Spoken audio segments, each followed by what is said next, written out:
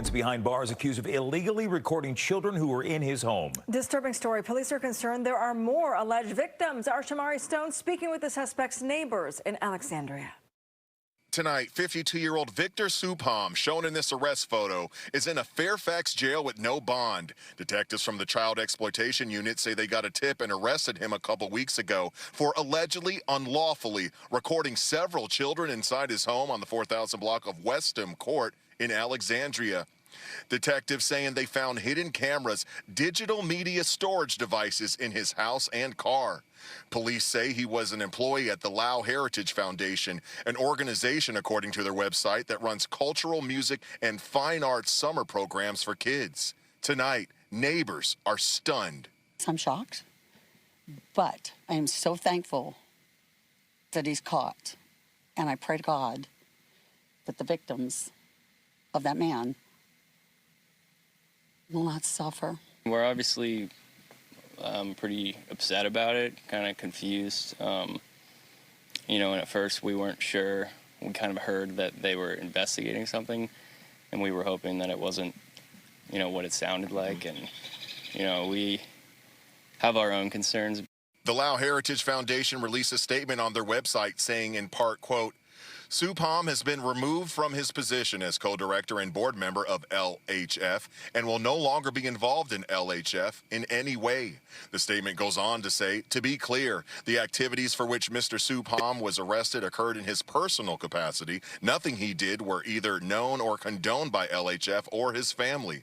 He was not acting within the scope of his responsibilities to LHF or with the authorization of LHF. And that was Shamari Stone reporting. The suspect is charged with 2 counts of unlawful filming of a minor. Detectives are asking anyone whose child attended events with the Lao Heritage Foundation and believe their child could be a victim to call Fairfax County Police.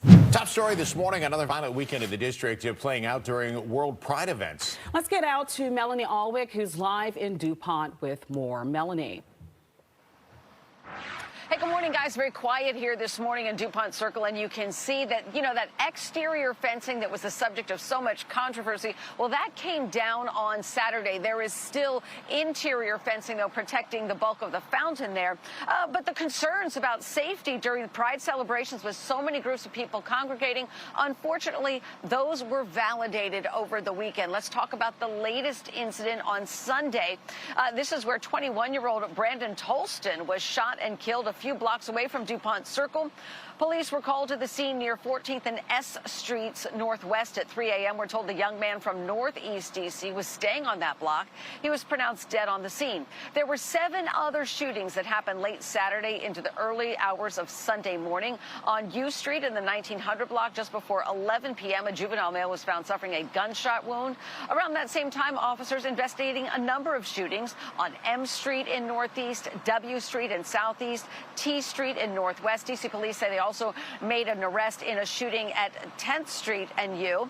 Saturday, a fight broke out, a violent fight in DuPont Circle Park during a World Pride event. Around 7 p.m., police say a 15 and 16-year-old boy were stabbed. They are going to be okay. An hour later, as officers were working to close the park, a man was shot in the foot at the DuPont Circle Metro station entrance. And definitely that also caused some chaos at the DuPont Circle Metro as well, but things were back to normal by about 10 p.m. that night.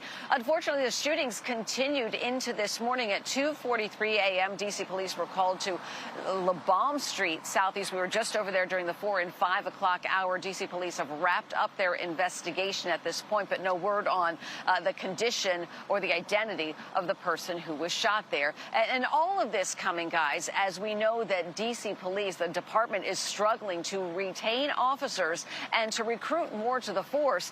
So we hope to hear a little bit more from D.C. police later today just about their after-action thoughts on everything that happened this weekend. Right now, let's kick it off with that breaking news out of D.C. 7 people shot in Northeast. One of those injured has died. This all happened at 3 shooting scenes in the last hour. Police still trying to figure out if they are connected. Fox 5's David Kaplan is live at one of those scenes. David, I know this is happening in the last hour here. What's the latest?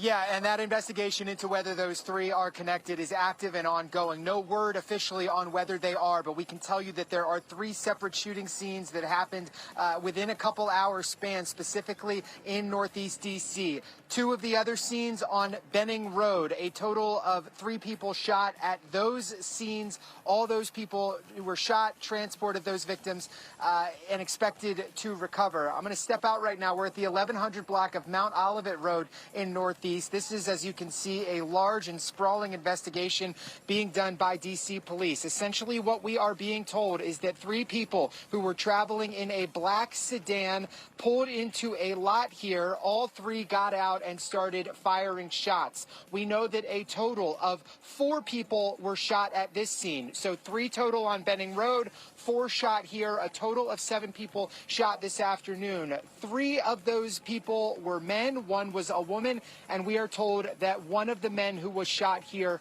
has died. So again, all in all, 7 people shot in Northeast D.C. this afternoon. 1 of them has passed away. All the others, indications are the other 6 victims expected to be okay. As of right now, no great leads or lookouts at the Benning Road scene. But again, police haven't put additional details out, but we know that a black sedan was involved in this scene. I want to give you a quick look right now.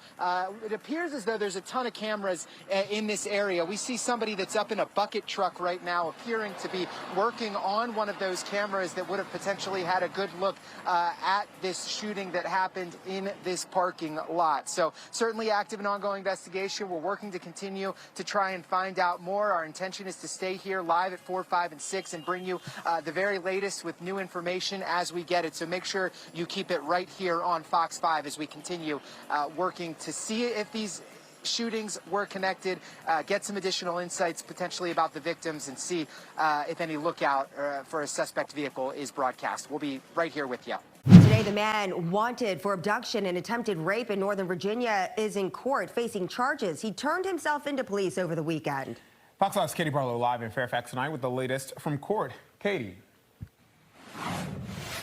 Hey guys, so Wilver Hernandez Garcia is now charged with abduction, attempted rape, and strangulation here in Fairfax County. Police responded to a call, a woman calling in the attack early hours on Thursday morning last week. She said that as she was walking home from the metro, a man who was unknown to her came up behind her, grabbed her, and dragged her into the woods. So now he's facing those 3 charges related to that incident, accused of abduction and strangulation involved out there. Now, according to the criminal complaint that was filed in court, she told the officers that the man punched her while threatening to kill her and stab her. She also told officers that she believed she was going to die during the encounter, but she got away and she was able to call police to her location. Now, officers responded to the 3800 block of Roxbury Court in Woodlawn at 12:46 a.m. on June 5th, and then Fox 5's Shamari Stone spoke with a resident of that community shortly after that. I've heard about things happening in the neighboring areas, but I guess nowhere is safe.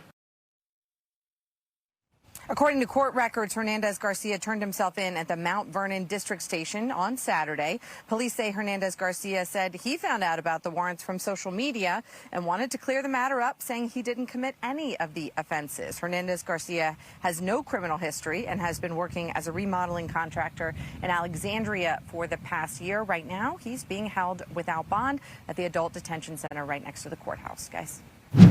New tonight, D.C. police have made an arrest in the murder of a woman found in a dumpster in Northeast. Fox 5's Shamari Stone has the update. Tonight, Danella Bryant's family tells me that they are pleased that police have made an arrest. She was a mother, a grandmother, a longtime dental assistant. I first reported on this homicide back in April, and tonight, D.C. police tell me that they have made a break in the case. Detectives tell us 58-year-old Richard Dyson, shown in this arrest photo, is now charged with her murder. According to court documents, Dyson killed 62-year-old Danella Bryan, bought a plastic red bin, and then his neighbor, the alleged accomplice, Perry Brown, allegedly helped dump Danella Bryan's body in the bin inside the dumpster behind Heckinger Mall on Maryland Avenue Northeast. Fox 5 interviewed Perry Brown back in April. He was not considered a suspect at the time, but listen to what he told us. She was found murdered in a dumpster. That's crazy. Wow.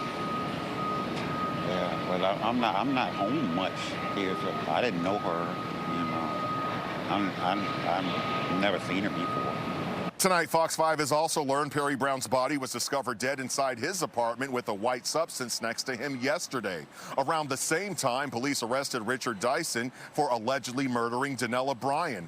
Police searched Dyson's apartment, and they say they found what appeared to be drops of blood in the entryway and on the refrigerator. A cutout picture of Danella's face from what appears to be her missing persons flyer. Sources close to this investigation tell me Dyson was Danella Bryan's ex-boyfriend. They were current roommates, and this was a domestic violence incident. Tonight, Danella Bryan's daughter telling me, in part, we're still processing everything as a family. It is the first step towards closure. I'm so grateful for D.C. police. They were committed to getting this solved, and our family cannot thank them enough. We had really top-notch detectives on the case. You know, I think they are some of the unsung heroes here in D.C. Richard Dyson has pled not guilty today. His next court appearance is on June 18th. Tonight, he's in jail without bond. I'm Shamari Stone. Back to you.